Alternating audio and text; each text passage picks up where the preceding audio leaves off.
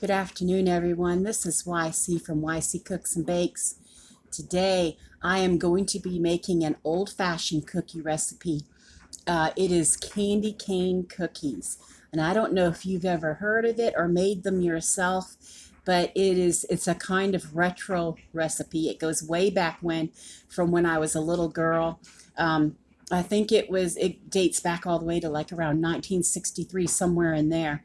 But you use peppermint extract in these cookies to make them candy cane cookies. And also, you can use a little bit of candy cane, crushed up in it.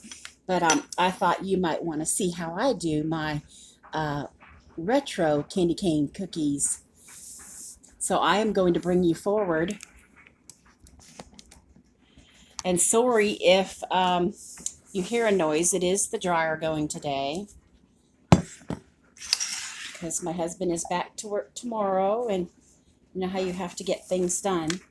I'm going to start off with putting in some shortening, and I think the newer recipes you can use butter if you want, but I am going to stick with the old-fashioned, the shortening one that I'm used to using from when I lived in Canada. And the reason I'm doing that, even though this may not be the healthiest thing on the planet, is because the price of butter is it's insane. And I need it for so many other more important things. I am not going to use it for this particular recipe, but you are more than welcome to do that. You know that.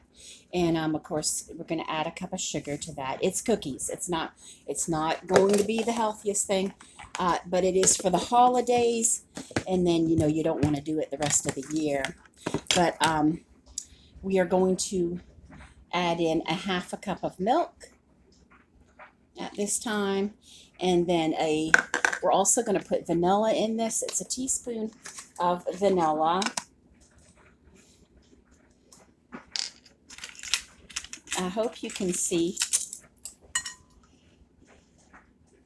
There we go. And we'll put a teaspoon of the peppermint extract also. And this is the Sawyer's brand. I got something on my thumb there. Okay. Hadn't opened it in a while. It was tight to open it. And a teaspoon of that. It doesn't take a lot. I can smell it. You don't even have to put your face up to it. You can you can smell it, and I'll show you. It's peppermint. Okay. And we will put in an egg, since that's kind of like another wet item here. And I did bring this to room temperature, in case you're wondering. It's been out for a while since I had started my laundry, and I'm almost done that now, thank goodness. That's a big old chore. Okay, I think I'll just use my wooden spoon and get these all mixed together.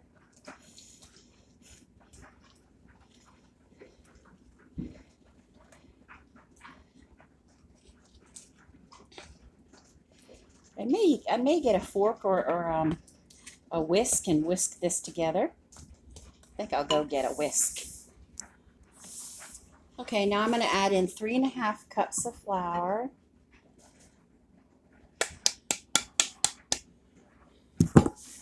And if you're wondering why so much, it does make like around 54 cookies.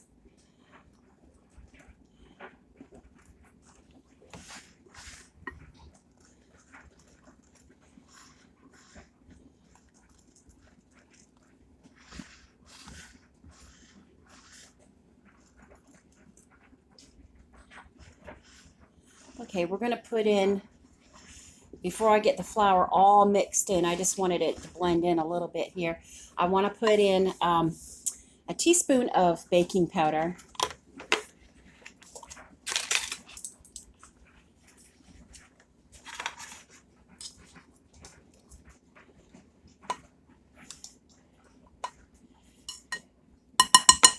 Okay, and a 1/4 teaspoon of salt.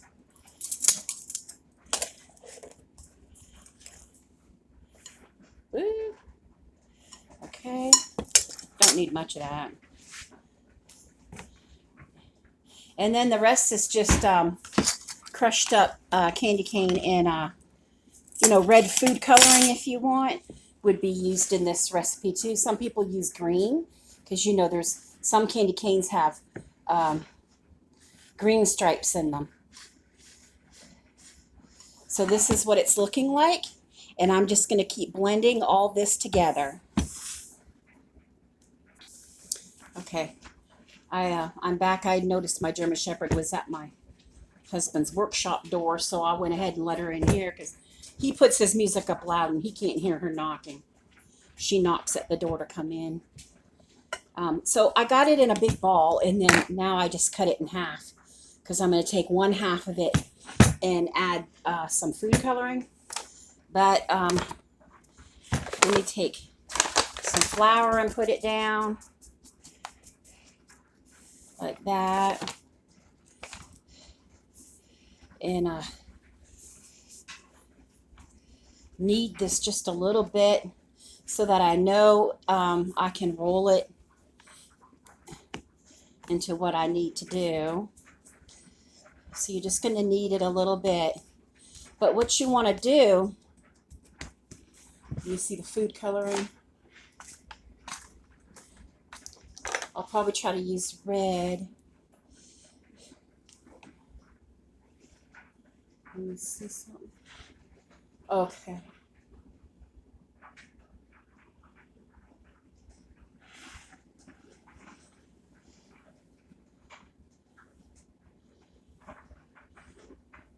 It'll probably just end up being pink with this amount of dough. I don't know.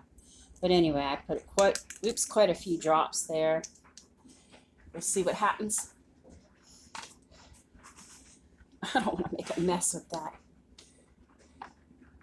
Okay. So I have the food coloring in the middle of it, you see, and I'm going to fold it over. It's still going to get on my hands. I do this all the time. With even Halloween cookies, I'll get orange all over my hands. So I'm going to just start going like this and working it in.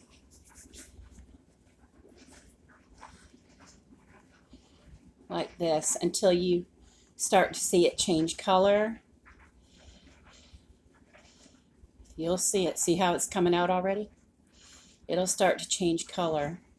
I'll probably end up with red hands. But you know, you can wear gloves. I don't care. It doesn't bother me, you know. So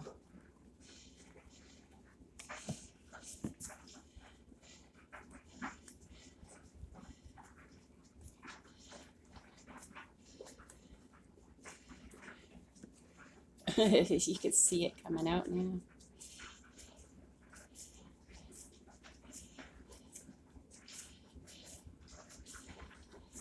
And that's what you do. And you keep on working this until it's all like a rich pink color, you know. So I'll keep on working on this. Okay. And this is what it looks like. I don't know if you can see how true red it is. I'll go turn on the other light and see if you can tell. It may look more red to me maybe than to you. I'm looking on there on the screen, and it doesn't, here it looks red to me, but it doesn't on there. But anyway, it's not in my hands, you see. So you take this, if you put them together maybe. But anyway, I'm going to knead this part a little bit now, and then we're going to cut them smaller, you know, to make the cookies.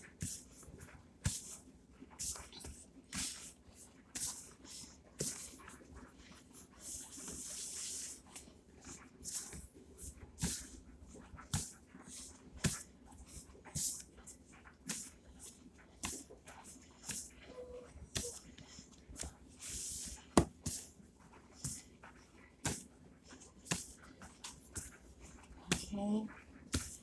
I mean, you get the idea how to knead. You just keep folding it and folding it, you know, until it gets to be a little bit of a stiff dough. Okay, I just want to mention that you preheat your oven to 375 degrees Fahrenheit, and you used an ungreased cookie sheet.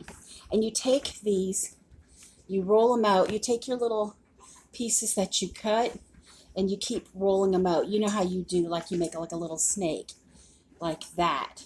And you keep rolling them out like that so you can intertwine them. So I'll keep working on this. Okay, so you just keep intertwining them together and then you turn them like a candy cane, like that.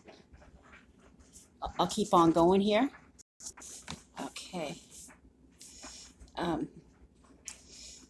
I find it easy just to pick it up and flip it over rather than keep on twisting it. And you kind of end up with a candy cane that looks like that. You know, when you put it on the cookie sheet and bake it, how it'll stiffen. It'll look like, you see what I'm saying? It looks like a little braid, you know. Okay, so I'm going to put this on the cookie sheet. I'm going to show you what I mean by picking up rather than just keep twisting it. You're going to put on one end and you're going to tap it down, you know, so that it goes together. And then flip it over and then flip it over and then flip it over, you know, like that. And flip it over and flip it over, flip it over, flip it over. You know, you keep doing that. To me, that was easier than, see, because if you try to twist them, they break like that. So, and then you just tap that end down and then you have like a candy cane, you know. You also, another option you can do is to just leave, you know, the white cookie dough, and decorate it with red sugar or with the red gel that you see, like that's kind of like food coloring, but it's in a gel, like a pen. You can use that. Or, you know, I'll probably put some of this on top of these, but you could just leave them white and crush candy cane and put on top of the plain dough also. That's another option. Okay, so if you find that you can't make your dough stiff enough with flour to roll out like thin candy canes, you can just, you know, make them thicker. You see how thick that is. So you could do that too. You know, Christmas cookies are supposed to be fun. So I thought, what would happen if I just blended them together? Well, you've seen in the stores where they're like that. See how that's all, they're both blended together and not even in a braid. And see how they went striped. So you could actually cook it. I'm just saying you have a lot of options when you're working with this kind of, you know, sugar cookie for Christmas. Okay, I have some made, and I'll show you what they look like. And I only crushed up some candy cane candy for, you know, to put on some of them. I didn't put it on all of them just in case someone doesn't really want it on theirs, you know. But it made a mess. But anyway, here you go. This is what they look like before they get baked. Okay, and I'll pick you up so you can see. That's what they look like. You see that there's a bunch of candy canes there. And I will be putting it in at 375 degrees for 9 to 12 minutes. It depends on how big they are and how hot your oven gets.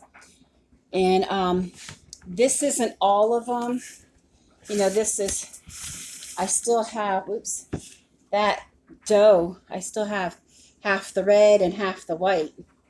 So I will get these baked up. Okay, I just wanted to let you know that you can chill the rest of the dough if you don't have time to do the rest of it, or if you wanted to keep half of it for, you know, to do with your grandkids, or if you wanted to wait for your kids to get home from school, whatever the case may be, it chills. You can chill it overnight. It doesn't matter. Put it in a baggie and put it in the refrigerator. It'll be just fine. Or you can decide after you bake this batch that maybe if you don't like them, you can turn them into other kinds of Christmas cookies. But I just wanted to let you know that it's okay to put it in the refrigerator in a baggie. Okay, they're out of the oven now. I do have to let them rest for 30 minutes, and I'll make sure that I put that in the description for you with the recipe, just so you know. because you don't want them to just, fall apart. You want them to be sturdy. That's what they look like. And I will make sure I take a photo of them off of this dark pan, for the front of this video. Okay, I'll show you. That's what they look like.